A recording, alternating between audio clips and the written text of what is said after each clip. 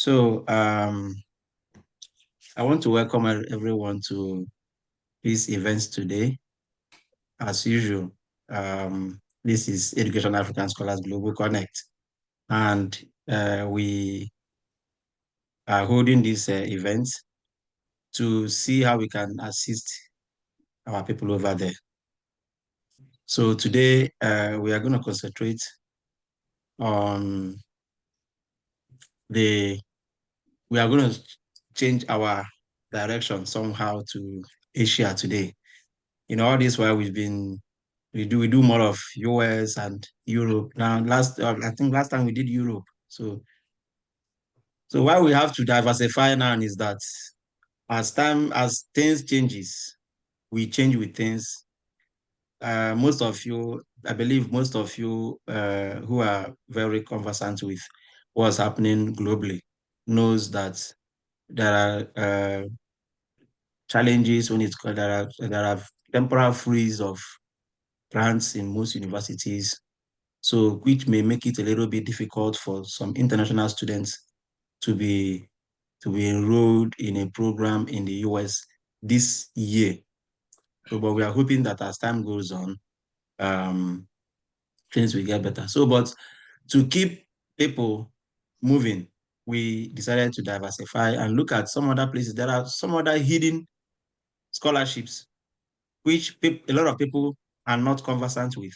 A lot of people are not, everybody, all eyes on US, Canada, because of, but then we just have to look at some of those ones and see how we can explore, because that is what Education African Scholars Global Connect is meant to do, to discover those hidden places and bring them out to the general public for everybody to have access to it. No scholarship will be hidden to us. We must find them out and we must get them. So today we have a guest speaker from Hong Kong who will be speaking on one of the biggest scholarships in Hong Kong. And then this program is going to be anchored by my co-founder, Ubinna Zeibekwe. So I want to hand it over to him to tell us the mode, how it's going to happen, and how long we're going to stay here today, and eventually how we end. So Obinna, I hand the microphone over to you. Yeah, thank you very much, Stanley, for the opening remarks. Hello, everyone. I want to welcome you in a very special way to our second webinar of the year 2025. Last month, we welcomed a distinguished guest speaker from the United Kingdom who explained to us how to access and also apply for some prestigious scholarships in the United Kingdom. So for the month of March, which happens to be my birth month, we are welcoming a very good friend of mine, Dr. Sopuruchi Aboh, who I met during my National Youth Service in Akwa Ibom State back in 2017, and we have remained in close contact since then. He just got his doctorate from a top-ranked university in Hong Kong, and he was able to secure a prestigious scholarship to sponsor his doctorate. And today he will be teaching us how he secured the scholarship so that the younger generation can also benefit from the scholarship and attain quality education just like he did. So today's webinar is basically going to be a two-part event. The first part is our speaker is going to explain to us how to apply for the scholarship. And after that, the second part is going to be about questions and answers. So you guys will have the opportunities to ask specific questions that you may need more clarity on. And our guest speaker and Stanley and myself will also be here to answer some of the questions and share some insights.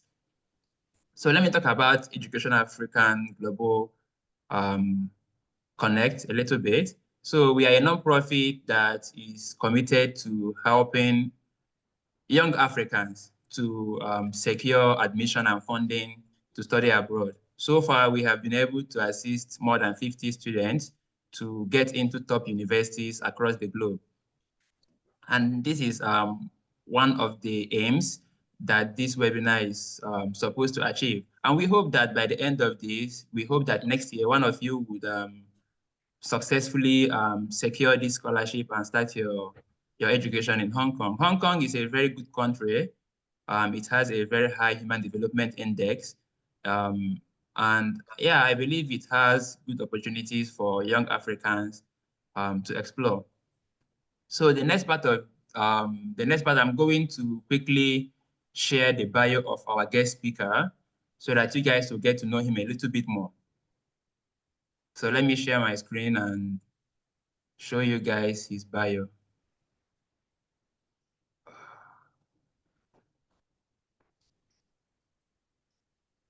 So can you see my screen? Yeah. Okay, thank you. Yes. So this is the biography of Dr. Sopuruchi Aboh. Sopuruchi Aboh received his PhD in applied linguistics from the Hong Kong Polytechnic University.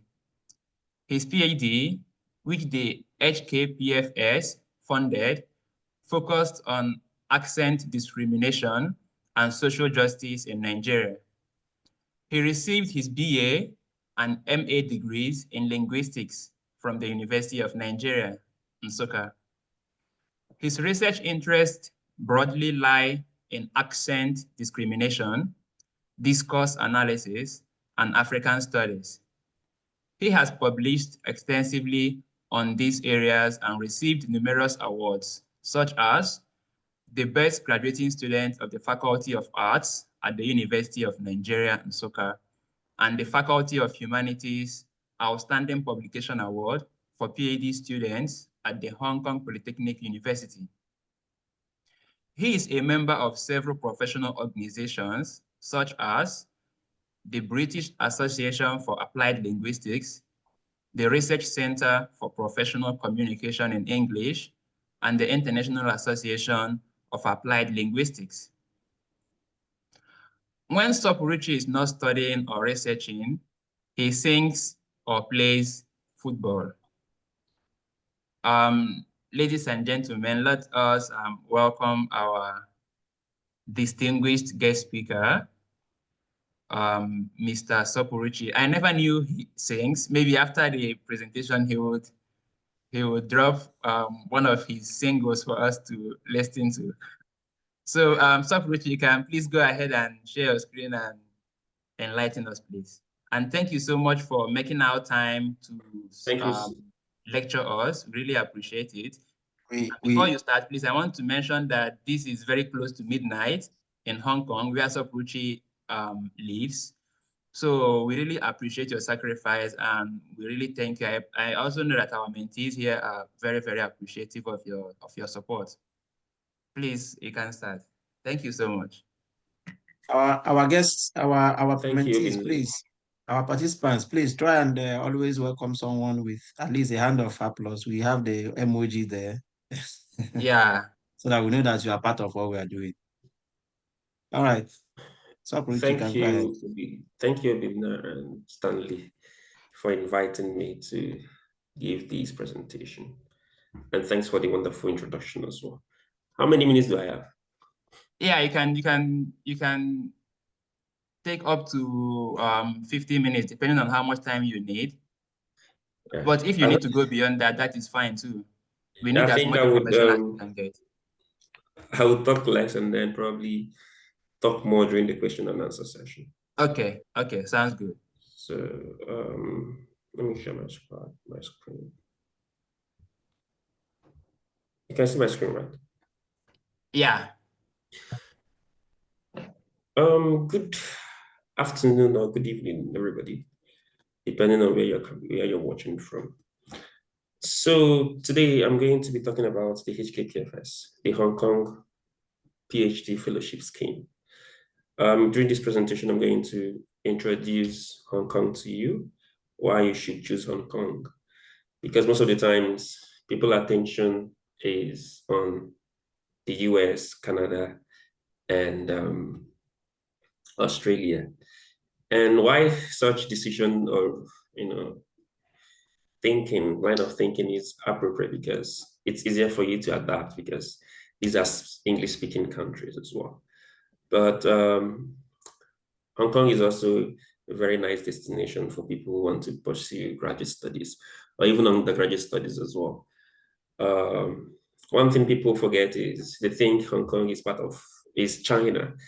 Hong Kong is a special administrative region of China, and it is a former British colony, which means English is one of the official languages. So you can easily find people who speak English. And the medium of instruction in all the universities in Hong Kong is English. So we'll provide an overview of HKPFS, how you can apply and what you need to do, and then end with some tips for potential applicants. So this is one of the pictures that captures the beautiful city of Hong Kong with various skylines and all interesting, other interesting stuff. And you might be asking yourself, why should I choose Hong Kong? So Hong Kong is home to world-class universities. As we will see, about 5 of the 8 funded universities in Hong Kong belong to the top 100 universities in the world. And it is quite a place. If you are in IT, if you're in finance, it's a place for you. And it also has this cultural diversity. You see people from China, you see people from Africa, you see people from the West as well. And this is, all in the bid to promote what they call the Sino-African relations. And Hong Kong is also known for its high quality education, as evidenced by the rankings of the universities. And I would say that Hong Kong is quite generous with scholarship opportunities. Once you're here and you're funded, you might not be very rich, but you will not lack.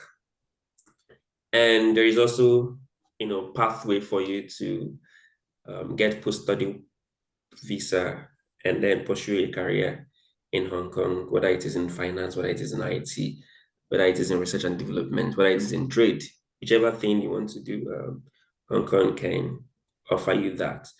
After your studies, you are entitled to a 2 years post-study visa, and then which can be extended as well to another 2 years, for another 2 years. And it has very efficient public transportation system. You don't have to worry about waiting for 50 minutes or 30 minutes before getting a ride to where you want to go to.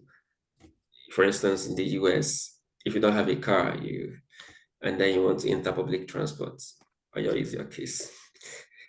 And then there is this also quality of life and safety as well. You can be walking in Hong Kong at 3 a.m. and then you're not afraid that something is going to happen to you. So it's very safe.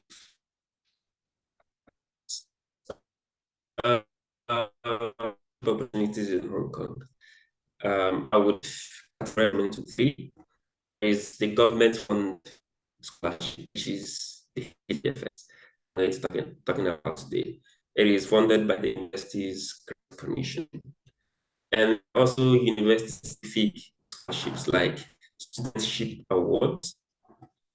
The universities have funded students, and there's also presidential PhD fellowships.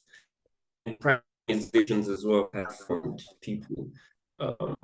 If you have a supervisor, the person can fund the grants he or she receive and other related fellowships. So these that you're seeing on the screen, my university, the Hong Kong Polytechnic.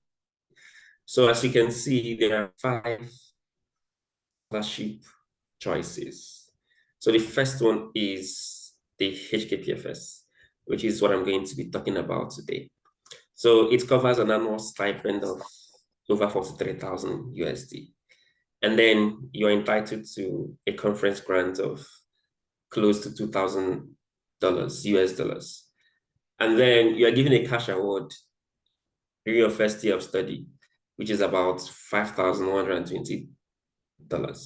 So Wow. they don't really specify why they are giving you this money, but you could say that it's Free just money. for allowance.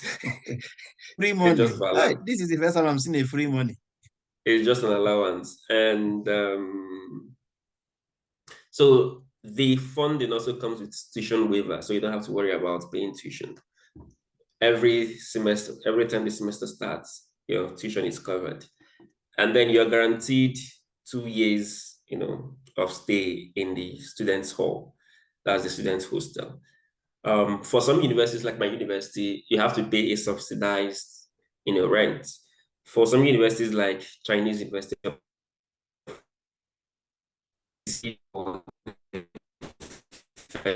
worry about paying rent for the first year of a PhD. And so there's another one which is similar to the Hong Kong PhD Fellowship, which is the PolyU Presidential PhD Fellowship. It's similar, you just I don't think the difference between it and HKPFS is up to 1,000 USD. The only difference is that you are guaranteed 1 year of university accommodation. And there is also the International PhD Fellowship. This is where international students come in because PolyU or Hong Kong is trying to increase the internationalization of its university. You have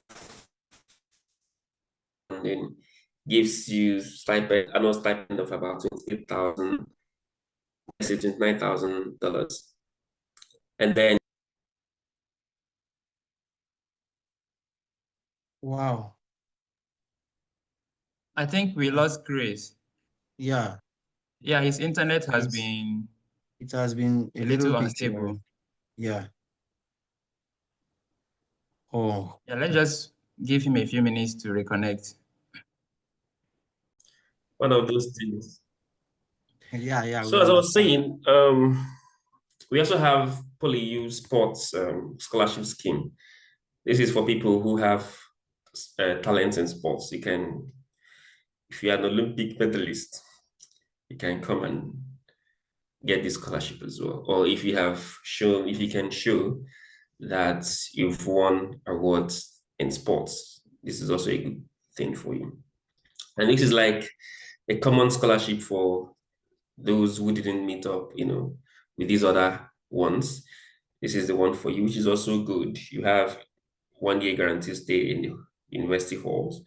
You also have a reasonable conference grant, an annual stipend of about 30,000 US dollars. So, which is also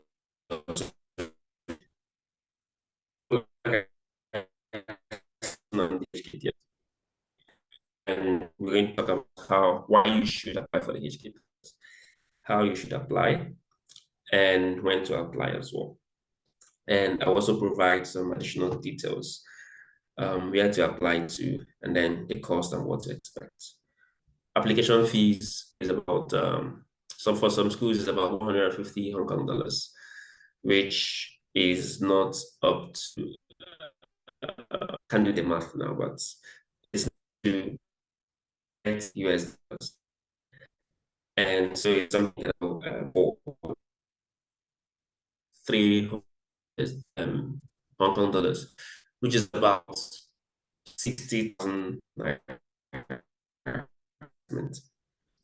So the Hong Kong PhD Fellowship was established in 2009 by the Research Grants Council of Hong Kong. And its purpose is to attract bright students, first class or second class upper, from a university. So if you invest less when people like it has to be it has to be the first one to apply. And if you want to, you can simply search Hong Kong PhD Fellowship. It will take you to this. So by September 1st of this year, they're going to announce another round for applications for the HKPFS. And it's also good that we're having this information session now so that you can prepare everything you need to for the application in September. And so for the HKPFS, you're expected to apply to any of these 8 universities.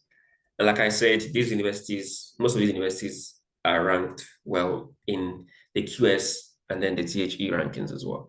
So 5 out of these universities are in the first 100 universities in the world.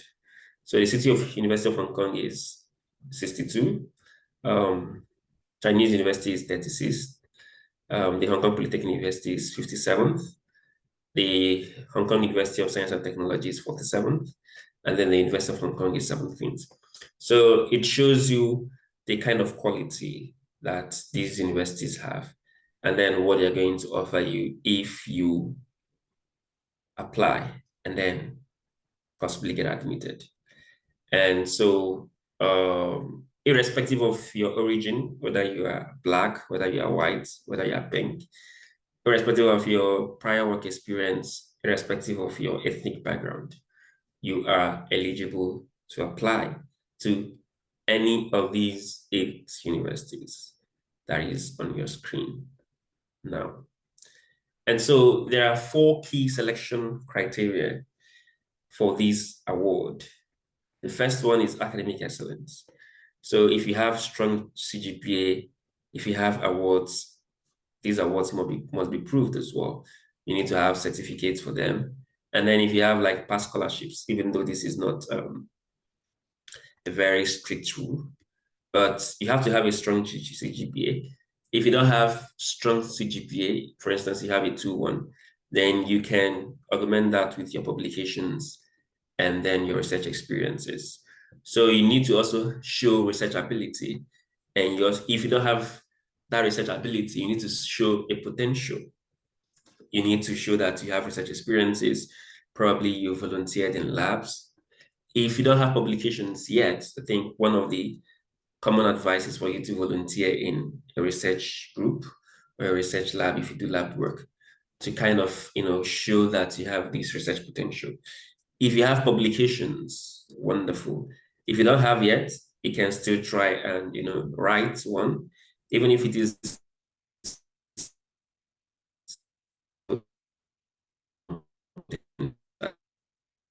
really passionate about research.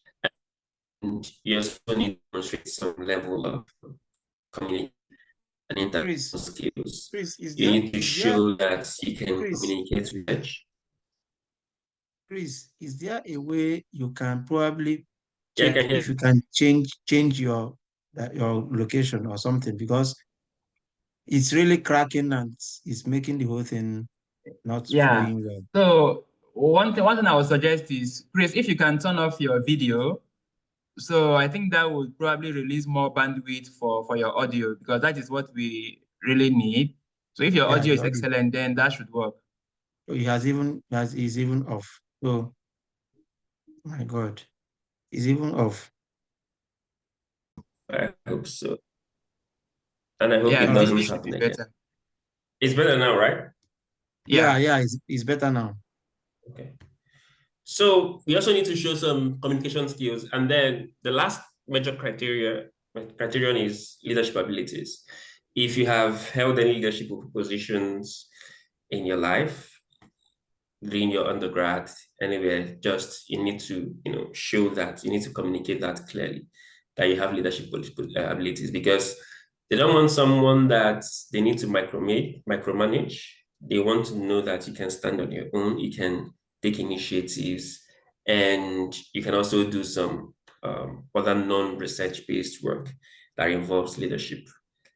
And why you should apply for HKPFS, like I said in the previous slide, is because it is very generous. And there are 400 Hong Kong PhD fellowship available. So every year they award 400 people this scholarship. Wow. So it's it's very massive. if you are very competitive, you stand a chance to really, secure the scholarship. And so the fellowship is, for many universities, is up to 3 years. But for some universities who have a 4-year PhD program, the award will also cover for that 4 years. So you don't have to worry about stipend. Your stipend is sure. You have about 43,000 USD, and you have research allowance of 1,790 per year that you can use to travel for conferences and then third award as well. And while you're in Hong Kong, getting visas to go to anywhere becomes easier because you show that you're a student and you're not going to abandon your studentship. And it gives you, an edge for visa approvals. And so for the next few slides, I'm going to talk about what you need to do before you apply, what you need to do during the application, and then what you need to do as well after the application. So before you apply, like I said, look at the 8 University Grants Commission funded universities that have the program that you want to study.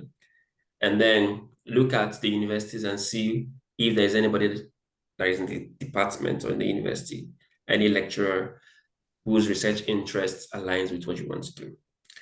And once you've identified the person, you need to write what they call a cold email.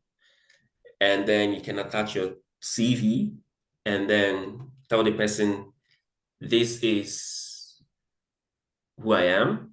I have read some of your works, and I think your research interests align with mine. And this is what I want to do to add to your, legacy, and then to extend what you're doing to contribute to knowledge. So you write the email.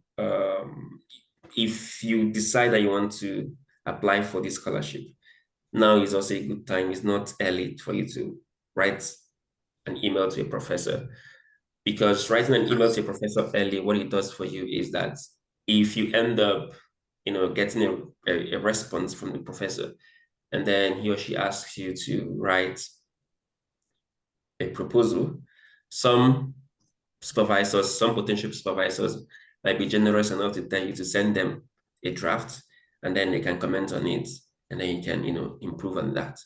And sometimes the potential supervisors might ask you to attend an informal interview to know if your interests really align, and then if you really stand a chance. So you might have, an informal interview with the potential supervisor, and these are the things that might be required of you before the application. And then during the application, these are some of the documents that you need to have. So if you already have a master's degree, you need to include the master's degree certificates and transcripts. If you only have a bachelor's degree, you need to include your bachelor's degree certificate and transcript. If you have a master's degree, for some universities, your PhD will be 3 years. If you only have a bachelor's degree, it's going to be 4 years. And there is a requirement of English language proficiency. But for many of us who attended universities in Nigeria, where English is used as a medium of instruction. So some universities give you this letter, that shows that English was a medium of instruction in the school. So that can serve as an alternative or a replacement for IELTS, TOEFL, and then all the likes. And you will need 2 reference letters as well.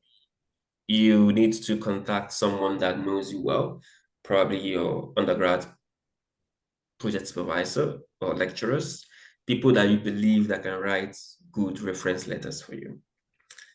Recently, someone applied for a PhD program here, the HKPFS, and the referee only wrote 2 sentences. And that was really, really bad. The referee didn't really, showcase that this person can really do what it takes, in a PhD program. So you need to know that the person you're going to ask to be your referee would convincingly, sell you to this admission committee. And if you don't have your international passport ready, you need to get it, because during the first round of the application, in the form that you're going to fill, you need to include the last 4 digits of your international passport number. So you need to start now to get an international passport. And you also need a research proposal. This research proposal covers mainly the background of the study, the methods you want to do, you are going to use to approach the study, and then mainly the significance of the study. And you can end with the timeline, what you're going to be doing every year of the PhD. And as part of the HKPFS application, you also need to write some motivation statements. So I will talk about that later. And you also need an academic CV. You need to make sure that your CV is well written and brings out the best that you can offer as well. And so there are 2 stages of application. The first one is to make an initial application online through this website. So what this does for you is it helps you to generate what they call an HKPFS reference number.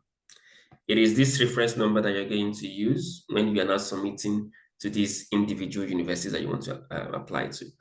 So when you get your HKPFS reference number, then you now go to the university that you want to apply to, and then apply. There's a place where they will ask you, do you want to apply for HKPFS? And then you will now include yes, and then they will ask you for your reference number, and then you're going to include that.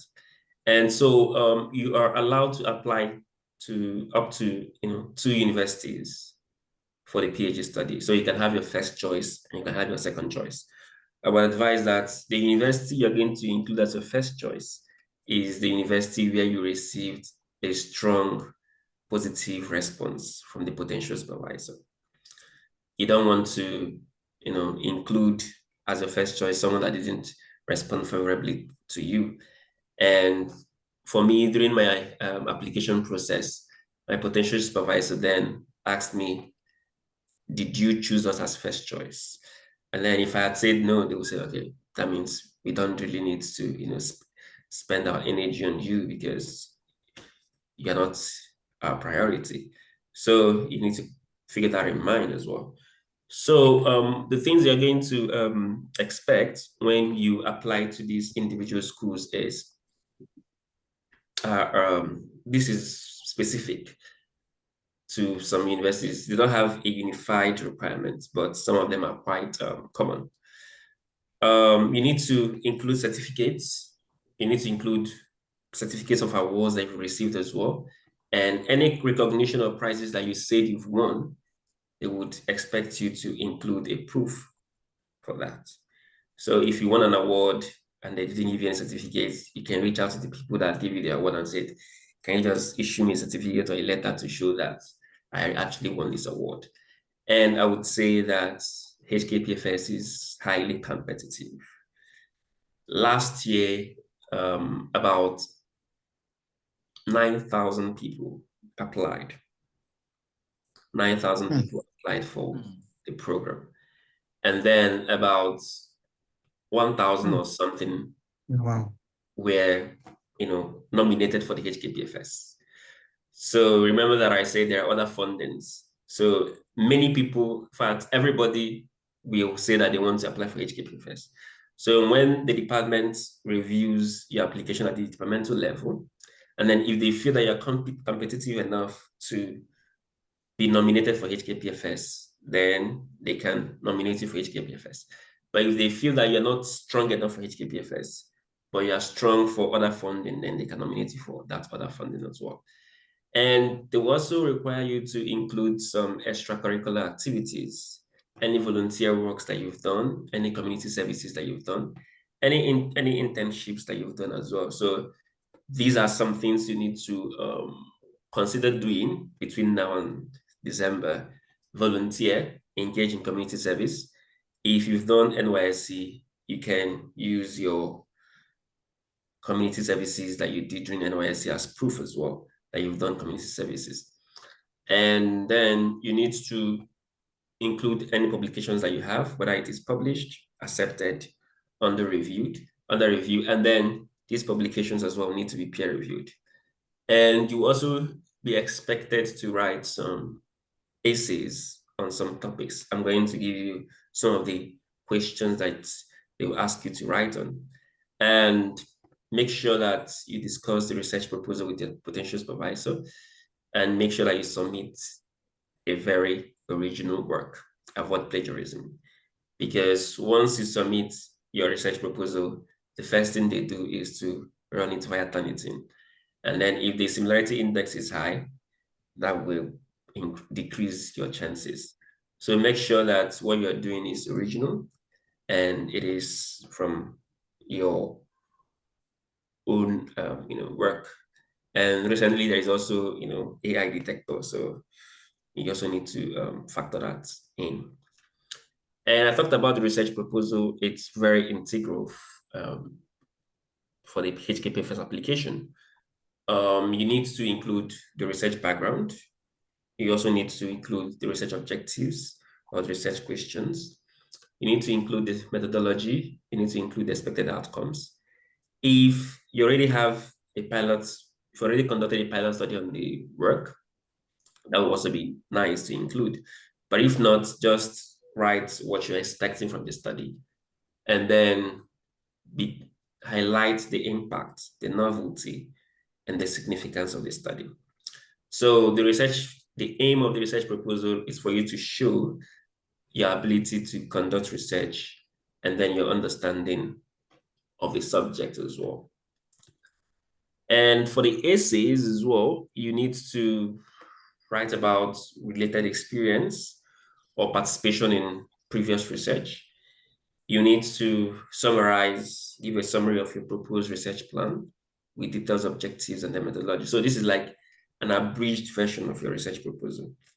And then you also need to write reasons for wishing to pursue PhD studies in Hong Kong. And most of the times people write about, how high ranked the universities in Hong Kong are, the quality of the professors, the, facilities in the universities. These are some of the things that you also need to talk about. And then you can also, to bruise their ego as well, to contribute to the growth and development of Hong Kong.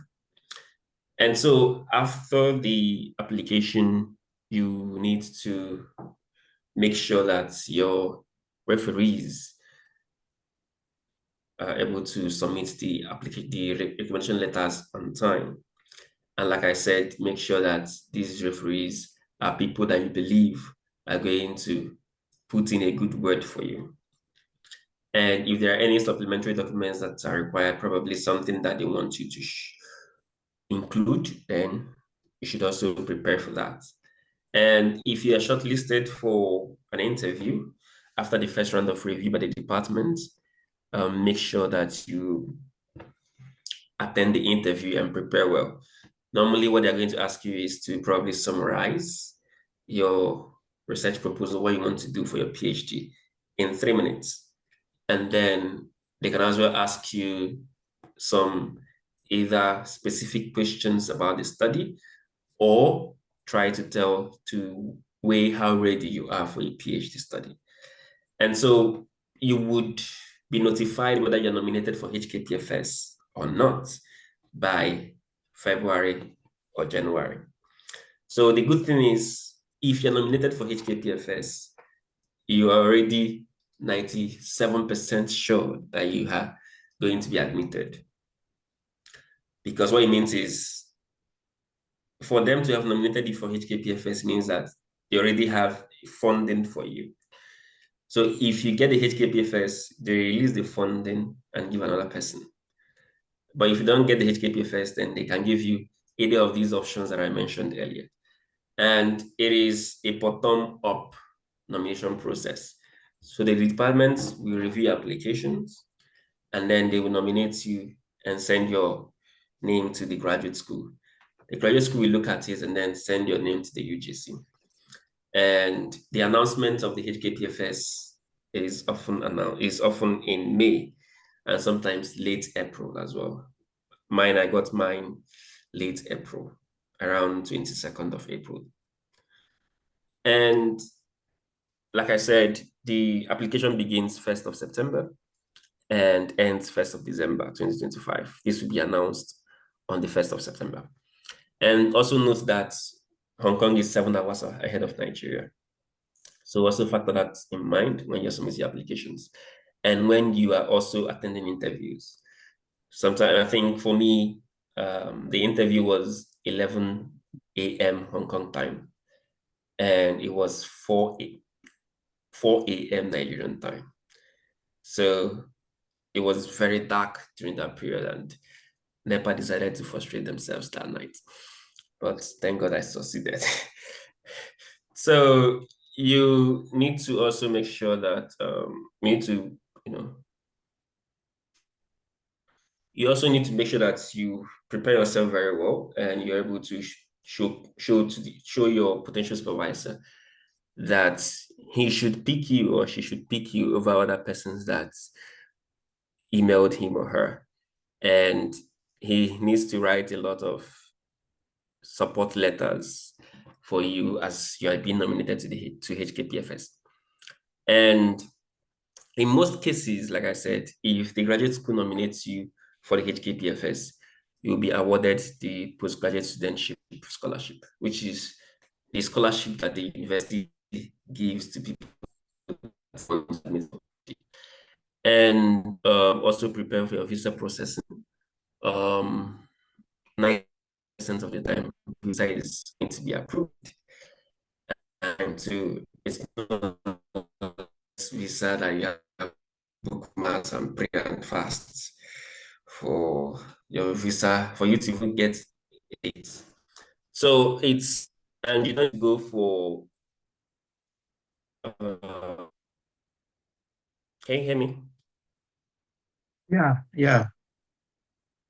I think the audio is better now. And you don't need to go for any visa interview. You just have to submit your documents, and then when it is after 8 weeks, which is like 2 months, they send you your e-visa as PDF. You just print it, and on the day of your travel, you just present it at the airport, and then you're here. And I would say that the language of instruction in Hong Kong is English, so you don't have to worry about language, especially within the university. When you leave the university, probably you go to the local market, then you can worry about English a little bit. But it's also good that you keep an open mind to learn either Mandarin or Cantonese, which is common in Hong Kong. So these are my additional tips for those who want to apply. You need to be sure of your referees. You need to pay attention to the deadlines.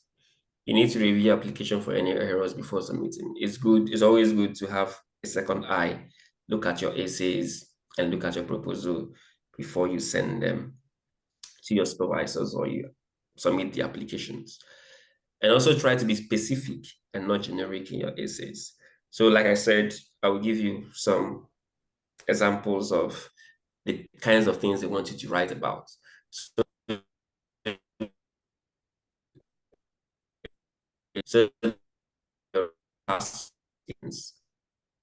or participation, which is about you're not expected to exceed 7,500 characters, including spaces.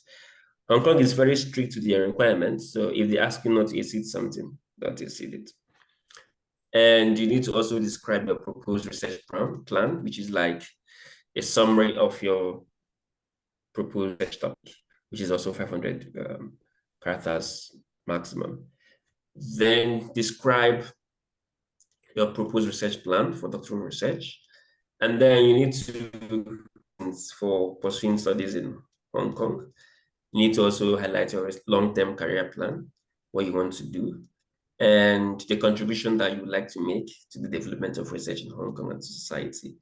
And then this is your open check for you to add any other thing that they didn't ask of you that you think will be important in making you very competitive. So any other information that you want them to know about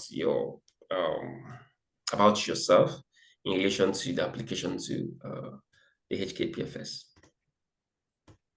And like I said, do not exceed the word count or the character count. And in these essays, because they try to maintain anonymity, do not mention the name of your proposed universities in the essays. Just say the reasons I want to study in Hong Kong. Don't say the reason I want to study in, let's say, the University of Hong Kong, because they want to make sure that they don't favor a particular university over the other. They want the assessment to be based on the quality and the merit of the application, and not really about where you're applying to. And again, avoid plagiarism is very, very bad here. And you don't need to be modest about your achievements. Say what you've done. Say the impact it has had. So just anything that you think is needed, that is necessary, just put it out there. You don't have anything to lose, provided that you have something to back it up. And keep an eye on your mailbox for interview invitations or information requests. So always make sure that you check your email after the application, because if you're invited for interview, you need to, most of the times, if you're invited today, the interview might be within the next 48 hours. So you need to also prepare for that. So in case you want to probably continue the discussion after the Q&A session, you can send me a message on Twitter or on LinkedIn as well. So now it's time for question and answers. If you have any questions, I'll try as much as possible to answer them.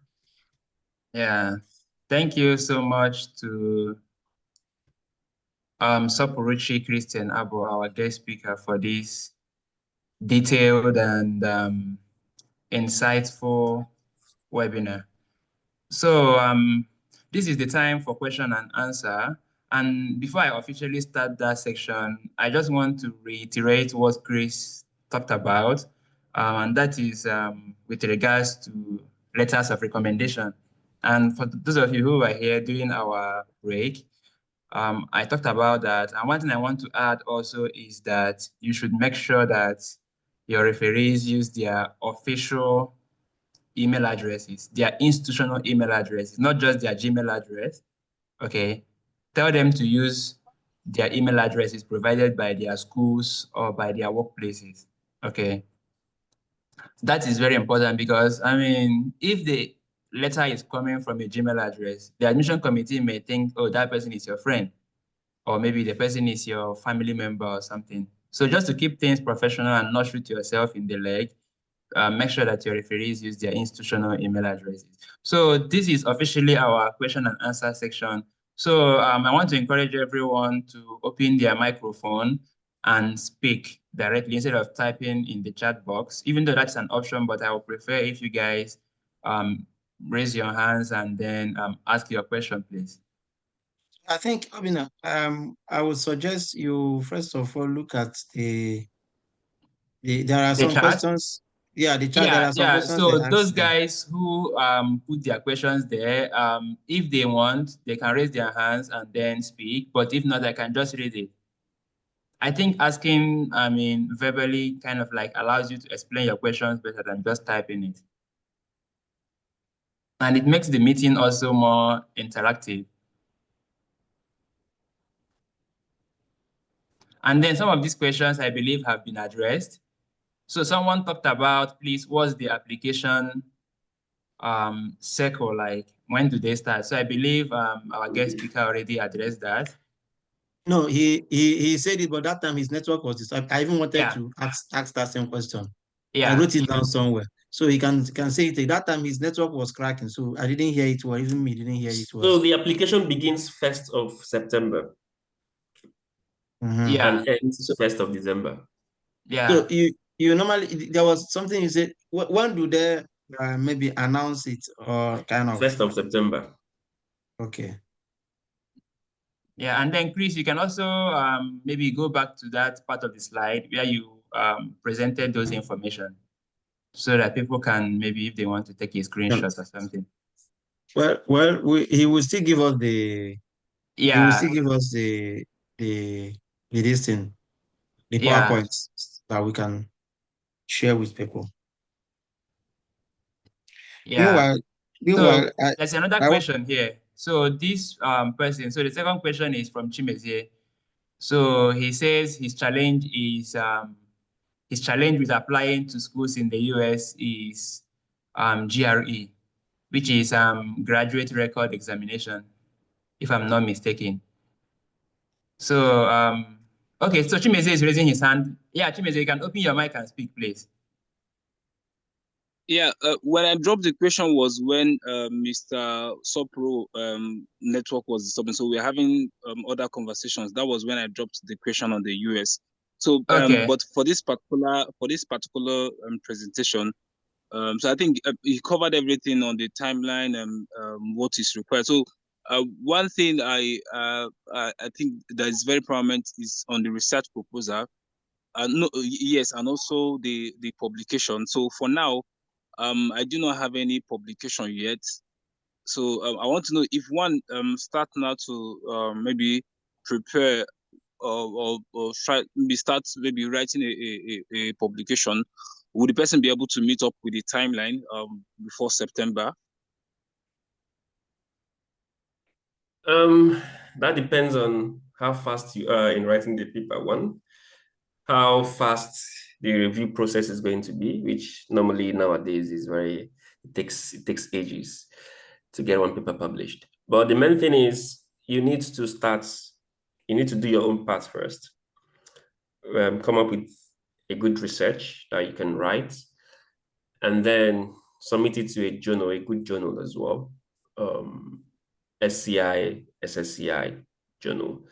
Submit it there, let it be there, so that you can use that as well as evidence of research potential. If it gets accepted before the deadline, glory be to God. If it is not, at least you can use that to show. If you have good CGPA, that can also help you as well.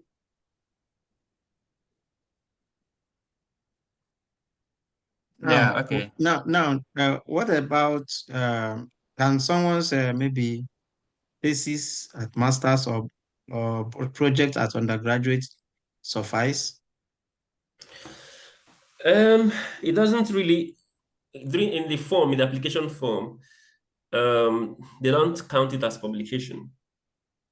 They don't count it as publication, but in your essay, you can, for instance, the essay that talks about your previous research experience, you can include that you've carried out a research-based thesis during your undergrad or master's. That can count as a research experience. But in terms of publications, they don't accept that. What they accept as publications, are book chapters, journal articles, and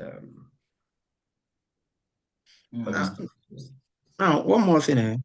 Does Mhm. this scholarship, does it require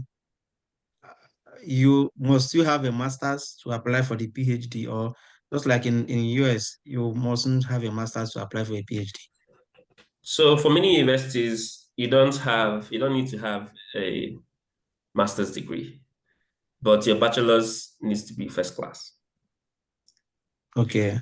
So you need the first class grade for you to apply directly for a PhD. And you need to do the PhD for 4 years. Instead of 3 years. Instead of 3 years. So, Okay. but if you have a master's and a bachelor's, then it's going to be 3 years. For some universities, whether you have a bachelor's or whether you have a master's or not, it's 4 years. But for my school, the PolyU, it's 3 years mainly, and then if you don't have a master's, it's 4 years. Pascal, hand Okay. is up. Yeah, Pascal, please, you can ask your question. Pascal, I'm happy to right. see you. All right. And he does not have his usual background today. Of that, his lovely suit I love so much. In fact, that's not a suit, that's a coat. Good evening, everyone from Nigeria. I want to start by appreciating our presenter for today, Mr. Christian. I think though I joined late, I had the time clash with an official meeting, so I had to quickly register my attendance there before coming for this one. This one my destiny, so I had to excuse myself from there to come here. Though Good. I joined late, but I hope to get the recording so that I can go over it. So my question is, for the US, I think most schools in the US they accept people with higher national diplomas in Nigeria. So for this Hong Kong, I wanted to know if they also accept people with higher national diplomas from Nigeria. Is that recognized in Hong Kong? So I don't know. That's a question I would like to be clarified on. If maybe you have an answer to it. Thank you. I don't have a definite answer for it, but based on experience, I haven't, most of the people here, if not all of them had a degree. And but it doesn't, Maybe it's something we can explore further. yeah, to know. it's not, but I think it's these whole stereotypes about ND, HND and stuff. But what you can do as well is there is no harm in asking. What you can do is probably get a letter from your university or the head of department, making a case that ND or HND is the same as a bachelor's in Nigeria. And then when you reach out to a potential supervisor, you can make your case known and then hear what he or she has to say. Even West evaluation can possibly suffice for that. Someone, if you do a West evaluation of a ND and HND, it's equivalent, I believe, to BSc. Most universities in the US accept West. So I think it's something you can just play around with and see if it's. Yeah. So for people who have an HND, one thing I would say is, so you also have to ask if the university in question accepts WES. But something I would say is you can do WES. WES is a repeatable organization. You can do the WES evaluation. So they're going to combine your OND and your HND, okay? And that is going to stand as a bachelor's degree. Then you can also furnish the school with your official transcript from this school. So they can look at both documents and probably they'll accept it. But you see, things like this, there's always a first time, okay? So when someone does it, other persons tend to follow suit. So I would not encourage anyone to discourage because of HND. People have used HND to start their master's and PhD in the US, and I believe it can also be accepted in other countries. All right. Okay. Thank you very much, Mr. Christian, Mr. Obi, and Mr. Stanley. I think I will possibly shoot an email to know what their feedback will be like. Thank you. Yeah, thank you. Thank you so much. So Lillian Chidima, please, you can ask your question. Okay. Thank you very much. Can you hear me? Yes. Okay. Thank you very much. Our presenter, Mr. Sopuruchi. I think your presentation is detailed enough, gotten a lot of insight. My question is, I don't know, in UK, US, and Canada, I discovered that there is always a scholarship or let's say grants or funding for science related courses and all that than business, arts, or social science courses. I don't know if it's like that in Hong Kong. That's one. Then in searching of the school, I don't know, we didn't really say anything concerning how we can search internet and begin. How do we do it or how to search? Do they have province or state or what? How do we search for these schools? Or maybe if you can give us lists of the schools. Then lastly, I don't know how the economy of that place is. With that funding, will a student be able not to bother of any other thing and in survival? I think that's all. Yeah, thank you. There's These are another very good question. questions. These are very Another good question. questions. Yeah, as another question this same Lillian asked, led to the one she has asked, which is she's saying something about age. If age Yeah, can so I affect. can read that one. So Yeah. so Sapro, you can also add this as the fourth one. So these questions from Lillian reminds me of my time in school. You know, question one will have A, B, C, D. So Chris, I hope you have all of them written down. So the one on the chart is, can age affect PhD or master's application? So she also asked, what can someone with a gap in schools do to have a strong PhD application? Yeah. So there are like 5 of them. And I will also come in to answer some. Yes.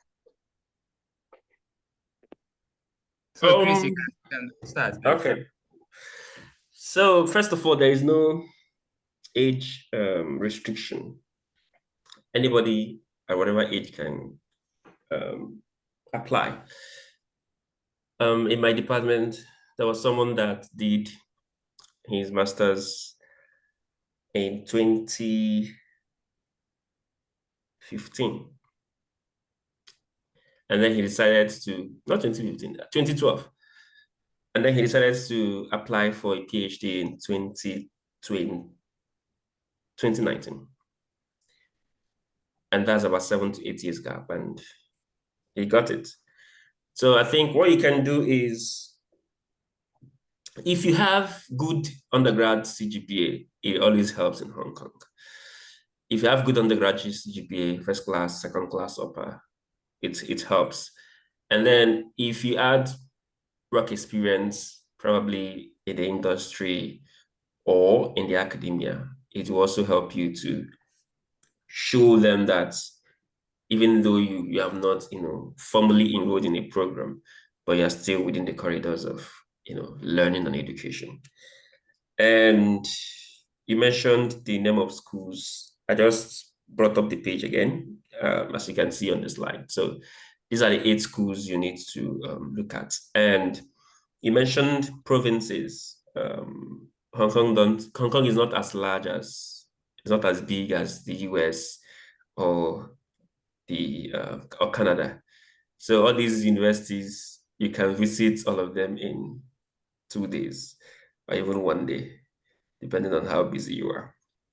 And so just go to their website. If you can just search Department of wherever you studied, Hong Kong Baptist University, then it takes you to the university, to the department, to the website, and then you do what you want to do. And your question about whether there is this, preference for STEM. At the PhD application level, there is none. In fact, there are 2 evaluating groups. One is for humanities group, and then one is for STEM group. So, and then according to what you will find on the website and based on what we've seen so far as well, there is no quota pre-assigned to these groups.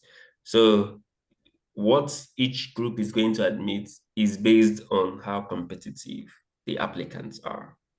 So you are safe. Whatever you studied, you're safe. And so for me, the humanities, and I was able to get a PhD funding, and then other people have also got that in the humanities as well. Is there another question I haven't answered? I think you addressed all of them. And I think you did a good job addressing all of them. So there is one, I don't know. So she talked about, can someone with a gap in schools have a strong PhD application? So one thing I would say here is, if maybe you worked, okay, you are working, you can use that for sure to boost your chance of getting into a PhD program or a master's program, because work experience do count. But they do count for some disciplines more than others. Let's say for an MBA, if you have work experience, that even makes you a more competitive applicant. Okay, and I also believe that many programs in engineering, economics, business schools in general, also view those very, very highly. And then even if you are in fields such as, let's say, biology, chemistry, the physical sciences, and your work experience was in, let's say, some kind of research in chemistry or physics or biology, then that would also definitely make you a very competitive applicant. So I think it's all about trying to find a way to link what you have been doing to your graduate education and your career goals. So if you can link all of these things together, then it can be a strength. I don't see having gaps as a weakness at all. It just depends on what you have been doing. Even if you have been volunteering, you can also show how that relates to your education. Okay. I mean, no experience is a waste. It's all about finding a way to link all of these together and create a more compelling argument. And then for STEM, Chris here is a very good example in Hong Kong. So Chris studied applied linguistics, and that is not STEM, and he got the funding. So I believe it is something that everyone can access. So your field of study should not deter you from applying and maybe seeing if you can get it. I know in the US, I mean, there is probably there is more emphasis on STEM, and that is just because of job projections. So the projections is that the job growth for STEM would increase drastically going forward because of AI and in general computing. So the idea is for US to attract people who are into STEM, train them in schools, and then they can take up these jobs in the future and provide services. So I believe we have answered your question. If there's anyone we did not answer, please, you can open your mic and ask it again, then we can address it.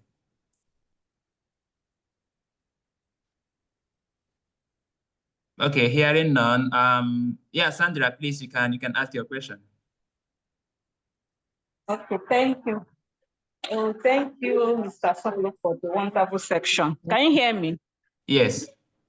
Okay. Please, I want him to enlighten me more on that publication.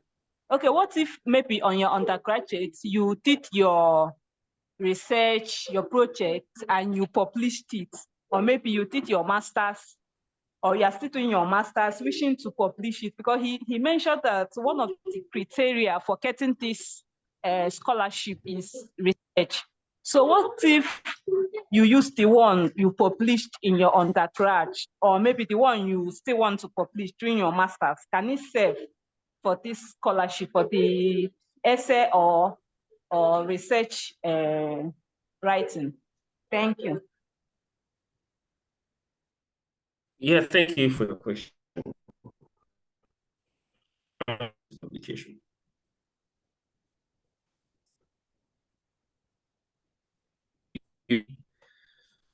Yeah, Chris, we cannot hear you. Can you hear me now?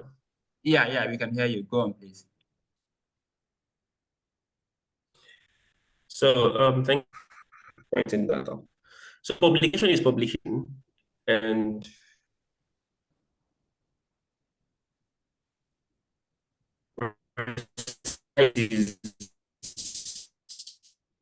Oh, we cannot hear you, please.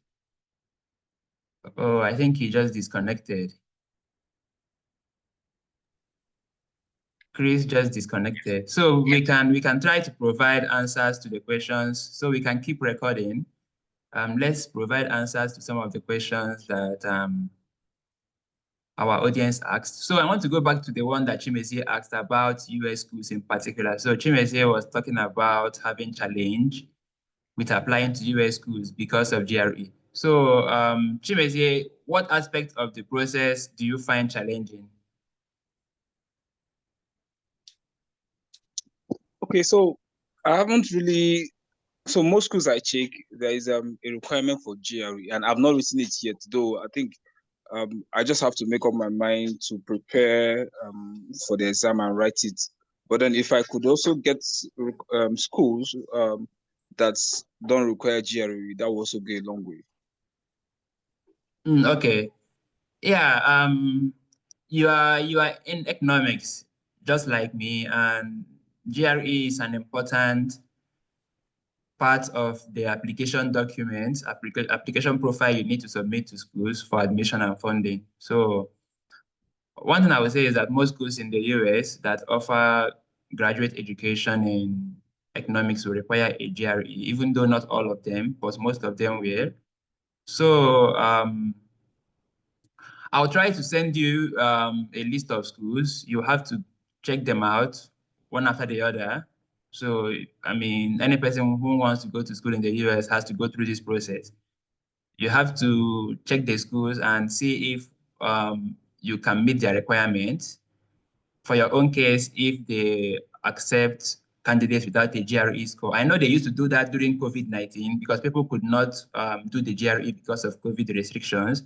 So for like 1, 2, 3 years, many schools in the US waived the GRE requirement for economics. But I don't know how many of those schools have brought them back. So these are the things you have to check and also discuss with the coordinators of the graduate programs. And then one thing I will also say is I know the cost is also an important part of taking the GRE. It is expensive, I believe more than $100. And there are some organizations that support economics graduates who want to do the GRE. So one of them is GAIN, GAIN, and I have posted their flyers on the group a couple of times. So this organization typically gives you scholarship. They pay for your GRE exam and also help to prepare you. So during my own time, when I came here, 2018, there was not a lot of support to students who want to go to the US. But now there are a lot of support. A lot of nonprofits are coming up, helping students throughout this process. So I will also try to find that GAIN website and send to you so you can maybe try to apply the next time they're accepting mentees. And yeah, so GRE should not be an issue, to be honest. It is something that by the time you go through it, it will even prepare you better for graduate school. For example, I remember I took the GRE 2 times. I took one in Nigeria and I took one in the US for my PhD. And one thing I noticed was that after preparing for the exam, I built better skills, both mathematical skills and verbal reasoning skills. Okay, and these skills are going to help you when you start your master's or your PhD. Okay, so I encourage people to take it, especially if your field requires it. Even if you don't do well or score the highest point, some schools will still give you admission, especially if your transcript looks good. So it is not the only thing they consider when deciding admission and funding. It's just a part. Like I told you guys, reference letters in some cases may even have more weight than GRE. Okay, don't forget you're also going to submit your transcripts. You're going to submit your personal statement or statement of purpose and some other documents. So you don't need to feel too bad about it, even if you don't score the highest point. It is a very challenging exam. It is very challenging, and but the skills and the benefits are just enormous. You are going to learn so much preparing for it.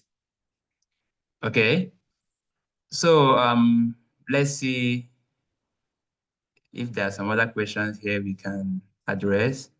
And if any person has any question for Stanley and I, please feel free to indicate and we can try to answer it. Is Chris back? No, Chris is not back yet. So someone asked another question. What are the common mistakes applicants make?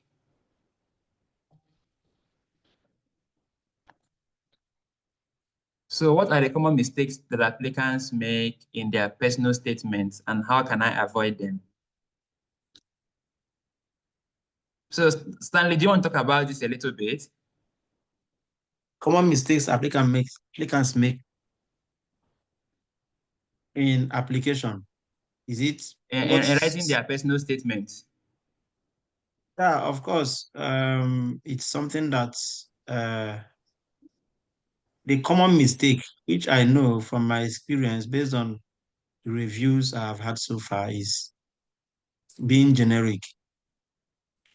Most of you, you are saying things about, but you're not saying things specifically. Yeah, nobody wants you to start discussing about the program you want to study. Some will say, studying this program will make you to become a global, all those things, they are important, but personal statement or statement of purpose is all about a place where you you sing your praise, if I will put it that way. You sing your praises at that point. Talk about your academic qualification. If you have gotten award, mention those awards. I mean academic awards. If you have gotten a scholarship before, mention those scholarships you've won before. If you have made publications, talk about that, because PhD is about research. It's not about it. They lay more emphasis on research than than courses, because you've been doing courses now. You're undergraduates. Most of us, we did in our year one, we did 15 courses. First semester, you do 12, second semester. You do like that until you graduate. So you've been doing courses. In your masters, you did a lot of courses too. So PhD is about research, and that is it's normal. That's how it should be. At that point, because for you to be a wholesome academic, you need to have both the teaching experience or the teaching skills and also the research skills. Because as a lecturer or as an academic, your primary objective or your primary goal, your primary duty or function or whatever you may call it is teaching, research, and community development. So that is why you must give more time about your proposed research and your research skills in your statement of purpose. If your statement of purpose is supposed to be, let's say, 1,000 words, I advise you to commit 500 words out of that 1,000 to your research skills. And then, before you start applying for a PhD, please, I always advise you on this. Go to the department, go to the university website, go to the department you want to apply to, go and look at the faculty members and look at their areas of interest and their areas of research interest and where they have done more researches on, or where they, so you know that this is where they are core. And then look at the department area of interest. Each department have a particular, what their research is focused on. So you now, in your statement of purpose, you align your statement of purpose towards the departmental focus and at the same time towards the focus of a faculty member. Because all of this, because a PhD is like kind of a job. They are giving, it's like they are giving you a temporary appointment as a lecturer in that school, because it's coming with a stipend or with a graduate teaching assistant or graduate research assistant. And as such, they want to actually know if you can do the research that they are doing. So in as much as, so when a university is taking a PhD student, two things are involved. Their own part, what they want to achieve, their own personal gain from you, what they will gain from you, and what you will gain from them. So all of these things are what you should talk about in your SOP. And then your goal, those ones can be taken care of under the other 500 words. But I advise, devote more time or more words to your research interest and your research skills than any other part of your statement of purpose. Yeah, thank you. Thank you very much, Stanley. And then I wanted to just add a few thoughts to Stanley's excellent contribution. So there are some important questions that you must address while writing your statement of purpose. And statement of purpose are quite standard across institutions all over the world. So what works for the US would also work for Hong Kong and for Europe, unless the department has specifically given you some questions that you must address. Okay, Yeah. and then most schools don't typically do that. They just ask you to write and submit a statement of purpose. So the first question you have to address is, how have your teaching, research, and work experience prepared you for graduate education? Let's say you are applying to study master's in economics. So the question would be something like, how have your teaching experience, research experience, whatever experience you have, prepared you to do a master's in economics, or prepared you for that degree you're applying for? This is an important question, okay, because it shows that you can even complete the degree. Because if you cannot complete the degree, the school will not want to admit you. The program will not want to admit you. They want to bring in people who can start the program and finish it. This is one question. So the second question is, am I a good fit, okay, for that program? Or is the program a good fit for me? So you have to explain what you find interesting. You have to explain, why am I applying to these schools? There are thousands of schools all over the world. Okay, so out of these thousands of schools, why am I applying to this particular one? So this is where also what Stanley mentioned comes into play. You have to identify some faculty members whose research interests align with your research interest. Okay, this is one way to show that there is an alignment of interest. Another way you can do this is, okay, let's say the program is an economics PhD program, for example. I am biased because I'm in economics. Okay, let's say it is an economics program, but then that department offers a particular specialization that you like a lot. Okay, so you can also say, oh, I like this program because it offers this specialization. Okay, so this is another way that you can also show that there is an interest, that you have a genuine interest in that school.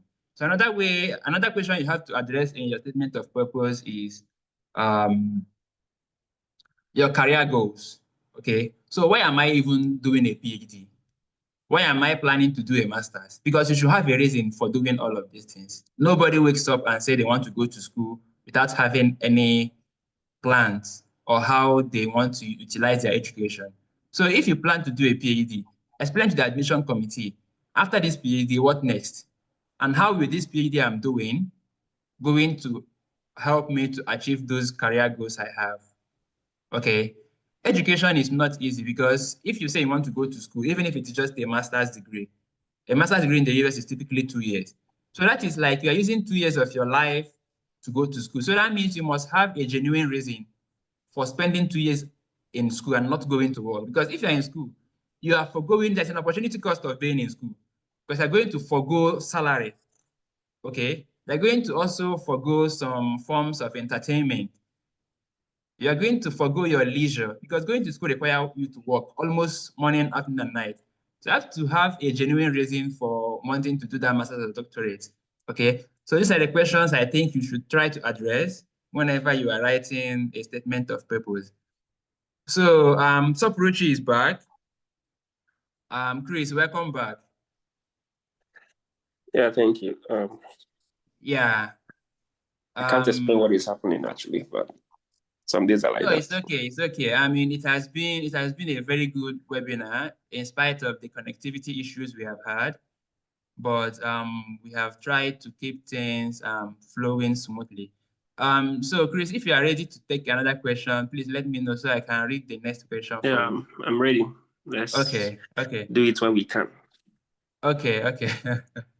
Yeah. So someone asked a question, Chukunam so Kuzue. So Chukunam, so do you want to open your microphone and speak, or do you want me to read it?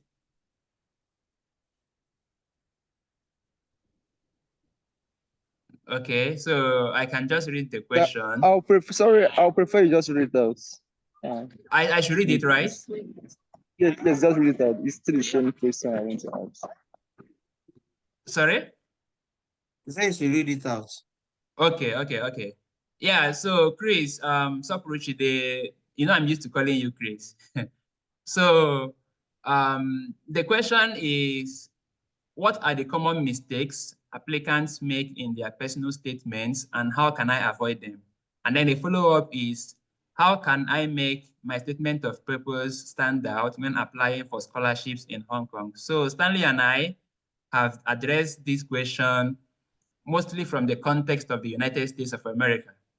So we would also want you to talk about it from the context of Hong Kong. If you can make it maybe more specific to that region. Thank you. I think I heard some of your responses, and I think they also apply to Hong Kong as well. One thing that I would add, which I've also mentioned during my presentation, is about specificity.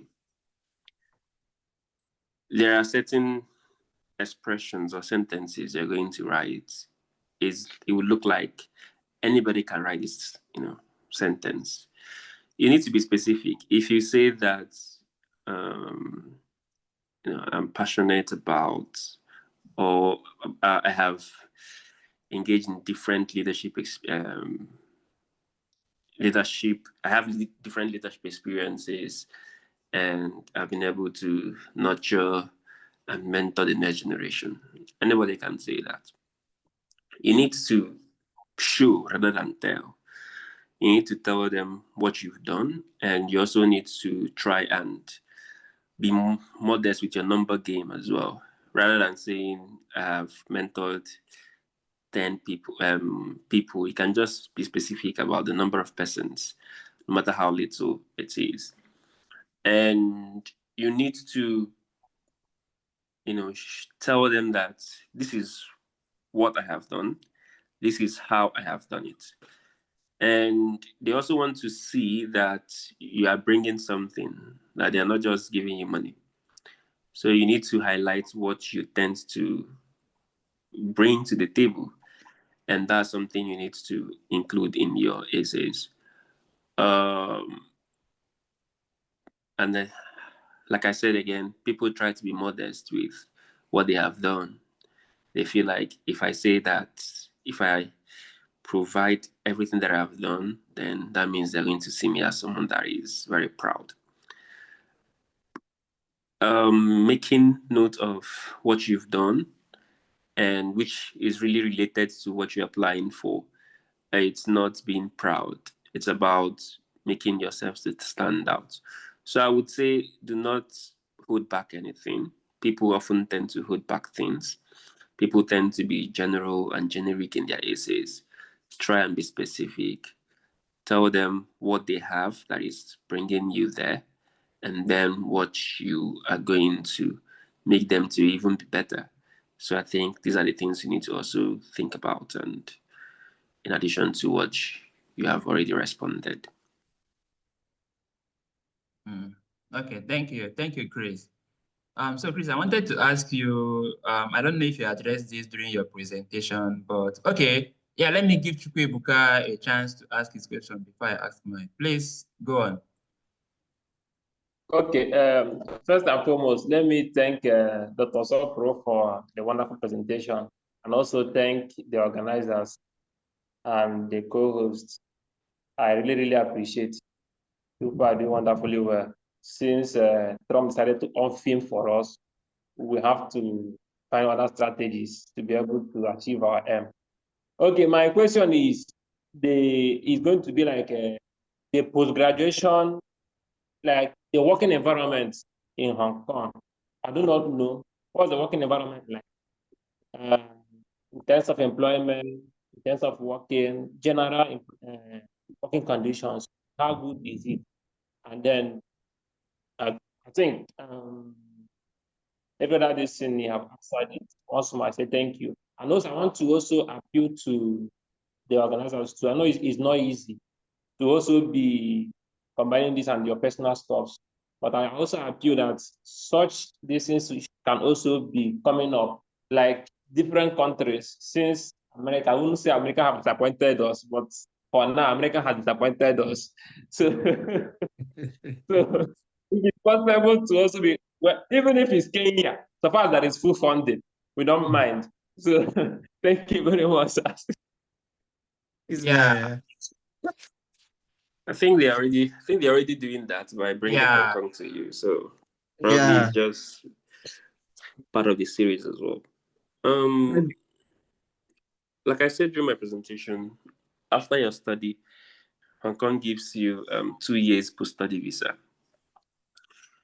So there are 2 categories of post-study visa. There is the recent graduate study visa, and then the non-recent graduate study visa. So if you graduate today and then you apply, they're going to give you 2 years. But if after 6 months of graduation you didn't apply for the post-study visa, then you need to show proof of employability. You need to show that you've got a job to be able to get the post-study visa. So once you graduate, you can easily get 2 years post-study visa. Like I said, like everywhere, there is no place that job is waiting for you. All you need to do is, even as you're doing your PhD, you also have to try to stay competitive. And once you are able to at least do your own homework, do what you have to do, I would say that your chances of getting something doing are quite high. So if you still want to stay in the academia, your postdoc is like the sure bet, especially if you have good relationship with your supervisor. So if he has grants, he can easily give you postdoc. And then this same government that is funding PhD also has a postdoctoral funding. So you can as well apply for that as well, and then you can get it since you've already completed a PhD in Hong Kong. But if academia is not what you're looking for, there are many industries as well. There are many places you can work in. They maintain it just like everywhere. It's not like you submit one application and then you get it. You just have to, try, but the opportunities are there. And when I came to Hong Kong, there was this, narratives about Hong Kong not giving lecturing positions to Africans who completed their PhDs in Hong Kong. And recently, there are many Nigerians who are lecturers now in some universities in Hong Kong. And that also goes a long way to show you that there is prospect and there is hope that you get something after your PhD. And some people as well, they see Hong Kong as a transition place, which is normal. And some of them have gone to take postdoctoral positions in the US and then in Canada, depending on what you want and what you want for yourself and your ultimate goal, if it is Canada or USA in Jesus' name. So that's it. Okay, thank you, Chris, for the answers. Yeah, so I wanted to ask some questions just to help some of our potential applicants to learn more about the process. So I wanted to ask you, I don't know if you mentioned this, but I wanted to ask you if there are application fees attached to applying to those 8 schools you highlighted earlier. And if there are application fees, like what would be the range? Are they typically more than $100 or less than $100? Then I also wanted to ask you, for this scholarship that you talked about, do you have to work for the school to get your stipend, or this is completely free? You don't have to work for the school in any capacity, not even research or maybe a teaching assistant. Then the last one, like 1C, that would be, can someone, let's say, do an internship during the summer holiday? I don't know if you guys even have summer holidays in schools in Hong Kong. So can someone who wants to have some kind of exposure to the corporate world in Hong Kong, can the person explore this opportunity while they are still students? Thank you so much for the questions. So the first one is about the application fee. Can you hear me? Yeah. Yeah.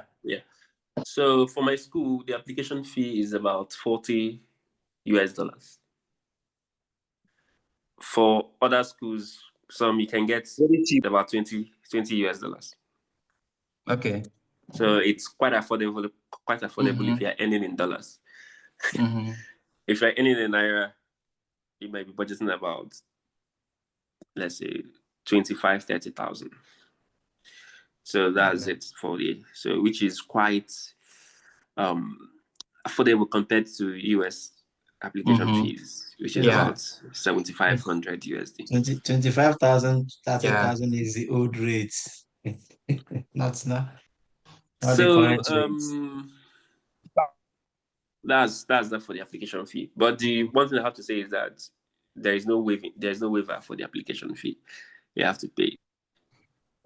The next thing you asked was about internship. One thing it reminded me what I needed to include in my application, my talk, is this: Hong Kong can go a very long way in supporting your PhD program. For instance, you knew when I was in the US, I was funded by my university to come to the US to stay for an attachment program, more like an exchange. And I can stay between 3 to 9 months. And then I will still be paying, I will still be paid my stipend. And my flights can be covered as well. I have like a maximum of 10,000 USD to cover, not 10,000 USD, 10,000 Hong Kong dollars to cover my flight. So, and then I'm on allowance of about 1,000 USD every month, in addition to my stipend. So that is very, very good. And recently, there is something my university just introduced. It is called an internship program. So it is where they still fund you to go and do internship. You can do that probably during your final year of PhD, when you're done with your coursework and all the things you need to do. So they can support you to go and do internship in the industry or any field that you are doing your PhD in. And one good thing with PhD scholarships in Hong Kong is that, unlike in some schools, if not many schools in the US, where they don't pay you during summer, Hong Kong pays you during summer. And you ask whether you have to work for the university. You don't necessarily, I won't call it work. You just have to do, TAs, normal TAs. But it's not as tedious as what is obtainable in the US, where you are going to be giving, although some universities give you subjects to teach on your own. Some universities just attach you to a lecturer for you to just assist the person. So it depends on the university and then the department as well. So you don't necessarily need to work for the department, for the university, except you are being funded by the professor's grants. And then if you do lab work as well, you know what comes with lab work. You need to be going to the lab every time and other stuff. So that's just what I have to say with respect to the questions that you asked. Yeah, thank you so much. And based on our discussions today, it seems like Hong Kong is a very attractive destination for international students. And I think one of the reasons why we have a low turnout today in terms of audience is because everyone is fixated on the United States. Okay, but yes, I think people should also add something as well. Yeah, people should also open their minds to exploring other places that may even have better opportunities. Yeah, please go on. So I want to say something. When I came to Hong Kong, I had an offer to go to the US. I declined the offer to go to the US and then I chose Hong Kong. And I can tell you with all sincerity that I didn't regret that decision. Yeah. I didn't regret it. At the time that I made that decision to come to Hong Kong. And then from then till now, I don't regret, because I've been to the US, I've been there for an attachment program, and I have weighed the two systems. Yes, you can easily, make use of, you can easily adapt in the US. Even when you graduate, you're not restricted to the kind of work you can do. You can even just do anyhow work just to survive, because you can speak the language, which is a problem here in Hong Kong, because the kind of work you do is quite restricted because of language. But overall, I think if you get the US or Canada, if these countries are your top destinations, and if you get them, that's more wonderful. But if they keep serving you love letters, why don't just go elsewhere, then build yourself as well, improve on yourself, and then when you're done, you can easily go back to where you want to go to. Yeah. And I remember when Chris also mentioned to me that he had an offer. I think it was Canada, if I'm not mistaken. That was when he was in Nigeria and trying to make the trip, and he ended up choosing Hong Kong. Yeah, so I just want to advise everyone not to put all of your eggs in one basket. The United States is a great place to go to school. It's a great place to live. I went to school here for 6 years, and I live in the United States, so I will not tell people not to come here, but I would say you can also explore other places. And one of the aims of our webinars is to kind of like expose these other lesser known opportunities to you guys. Okay, so that you guys can have more options to explore. Okay. Hong Kong, like I said in the beginning, is a developed area, and it has a very high human development index of more than 0.94, I believe. So that means that the education quality in Hong Kong, the healthcare, and the income, because these are the factors that are used to compute the human development index. All of these factors are very, very high. Okay, you have a good chance of going to very good schools. And then the healthcare is also there, which is going to help to improve your life expectancy. And of course, the income is also high to kind of like support a good living. So Hong Kong is a good place, and for people who want to explore the opportunities, I hope that this webinar has given you guys an edge, okay, in the process. So we have another question from Sandra. So I will try to read it. So the question is, Dr. Sopuruchi, please, can you explain more on publications? Someone in science that have done an undergraduate project, or doing a research presently at MSc level, can you use them for this application? Yes, you can. You can. A publication is a publication. It doesn't matter when you published it. The main thing is you've published it, and then it is published in a journal. You can use that. It's a good evidence of your research productivity and potential. So you can use that. And if you have the resources as well and the strength, I would also advise for you to also try and write another publication during this your master's program to increase your chances. Yeah, and then talking about research experience, I think that there are other ways that you can show that you have research experience apart from just publishing.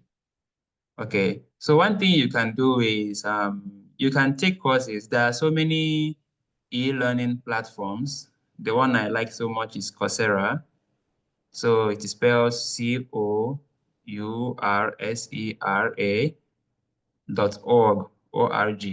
So Coursera is a good platform, and you can take most of their courses for free, I think, for students. So you can take courses related to research methods, and research in general, I believe that will also count towards your research experience. Because if you are building your skills in terms of learning methods to do research in your field, that also counts as research experience. Okay, it means that you have more tools in your toolkit to answer different kinds of research questions.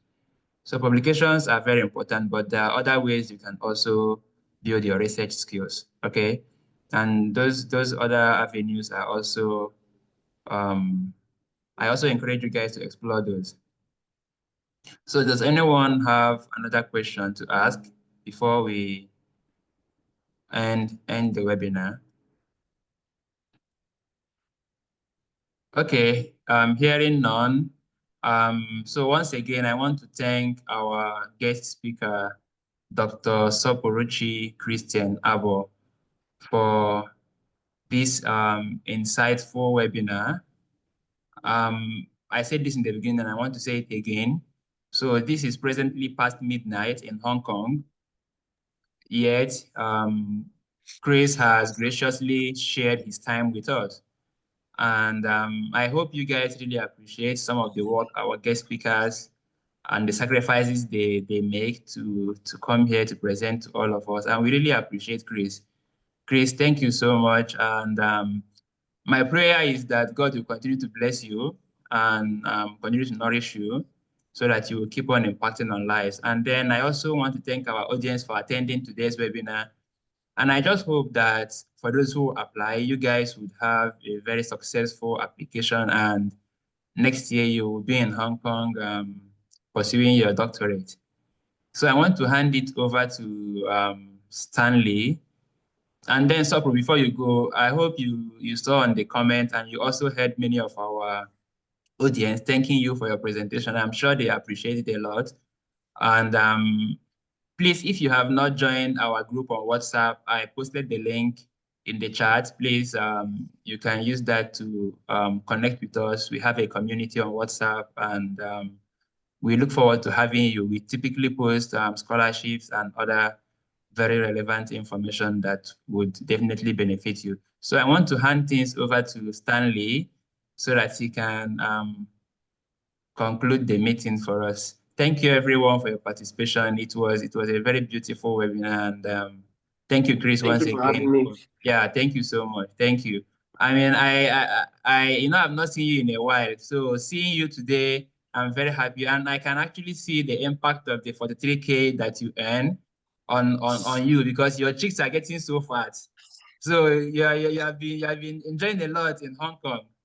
You get, the last time I saw him, he was that was in Nigeria, but now I was fasting then. enjoying 43K.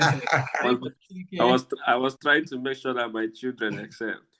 Avi, now so now, yeah, good to see you, Chris. Good to see you, and good luck with everything. Yeah, thank you so much, Sopro. Webinar has done all the vote of thanks.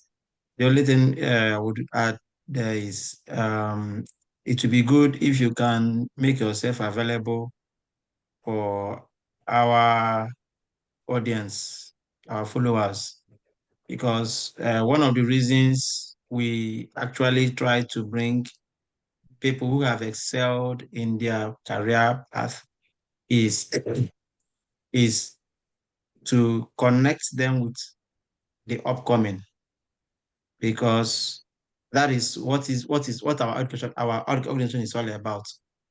Education African Scholars Global Connect. That connect means we connecting the upcoming with the people that have made it already. So that, because we believe that when you get there, there's something we say in Igbo language, "Unyaha na nwanne," meaning do not leave your brother behind. So we are like brothers and sisters in Education African School. We are like a large community, and we are hoping to grow the community to become one of the largest. At a point, I have a dream that one day we have one of the largest alumni of Edu Africa. We say alumni of Edu Africa. That is, these are the people who have passed through one session or the other of EduAfrica and have excelled in there.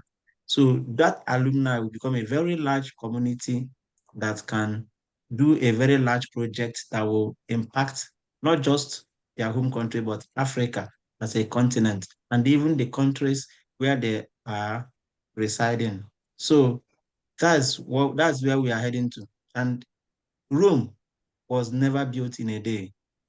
So that is why we are doing all of these things we are doing to build it. We are building the organization, we are building people in the organization, and we bring these people. So we would want you to make yourself available if it is okay. I think you talked about your LinkedIn profile. I think there was, so if you can just make it available so that people can follow you, our people can follow you on LinkedIn.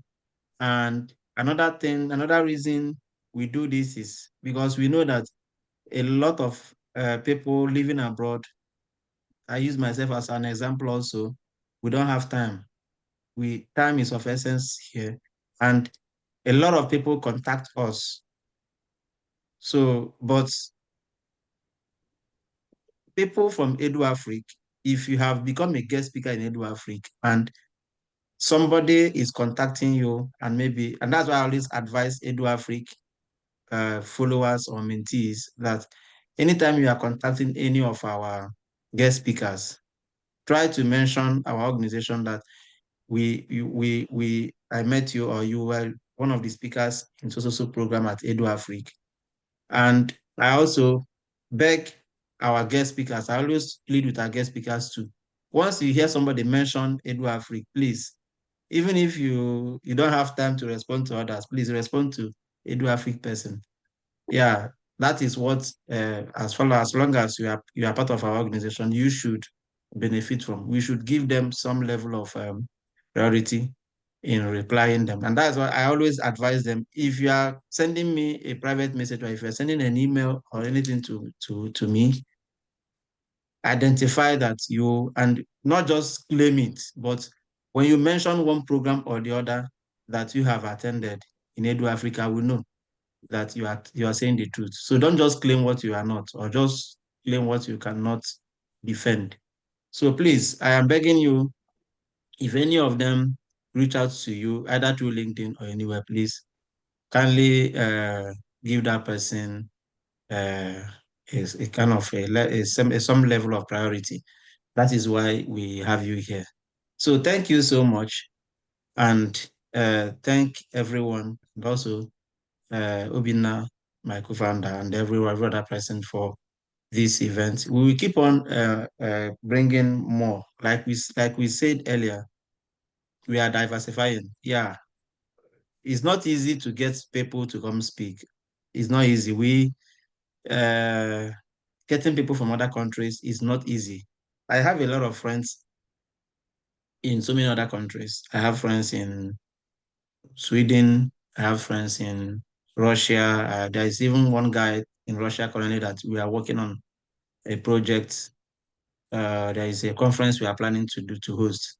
So I'm looking at bringing some of those my friends from there to come speak here, but bringing them is not easy. But we will try as much as we can to get them to come speak here so that, because as we bring them, you also know what is happening over there, not just what is happening in US.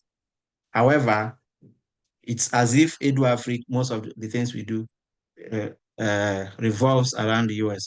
And you will not blame us for that because the founders of EduAfrica are beneficiaries of US scholarship. So you will not, and another thing, EduAfrica is registered in the US. It's registered first in Nigeria before we got recognized here in the United States. So we keep on moving like that. So thank you guys, and we will keep on giving you guys whatever we can to see how we can help, and we will keep, like I told you guys the last time, we are actually doing a lot of things on the background to see how we can be providing some financial assistance to people's applications and all that. It's not easy. And by God's grace, very soon we're going to roll out a lot of competitions because we are competing for this money. And we don't just, when we compete for it and get it, we can't give it to you free. You must compete for it.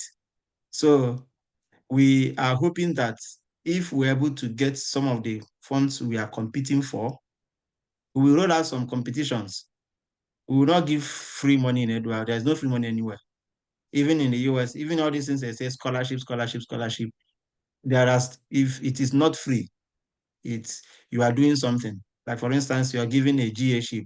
You are working, you are teaching, you are doing research. So this is where you're contributing. So we are hoping to roll out some competitions very soon. You will hear from our communication and advocacy team whenever we conclude with whatever we are doing, and you will see the competitions we are coming up with. And we leave you to compete for it. And if you merit it, we are not favoring anyone, especially in Edo Africa. So we will give it to you. So thank you guys. And I look forward to further communication with you guys through our WhatsApp group platform and other platforms that you guys try to reach us to us. With that, I say happy weekend, and we keep our hopes alive and see what comes out, as most of you don't lose hope. I know most of you are losing hope already about US schools. There is still hope for you. As long as your school have not decided, have hope. Anything can happen. So there could be tomorrow, wake up and say, we have changed, we have given this fund, so you can benefit. So don't lose hope yet. I know Ebuka is coming up to say something. That guy is looking for something to say. My friend, shut up. Don't lose hope, don't worry. It will happen sometime, someday. Yeah, it's okay. Thank you guys. And we look forward to more things and hoping that US will come for you guys, of all of us, very soon. And have a lovely weekend. I think I can stop recording now. Yeah, thank you everyone, and see you soon. All right. Bye. Ebuka, go and sleep. Bye-bye.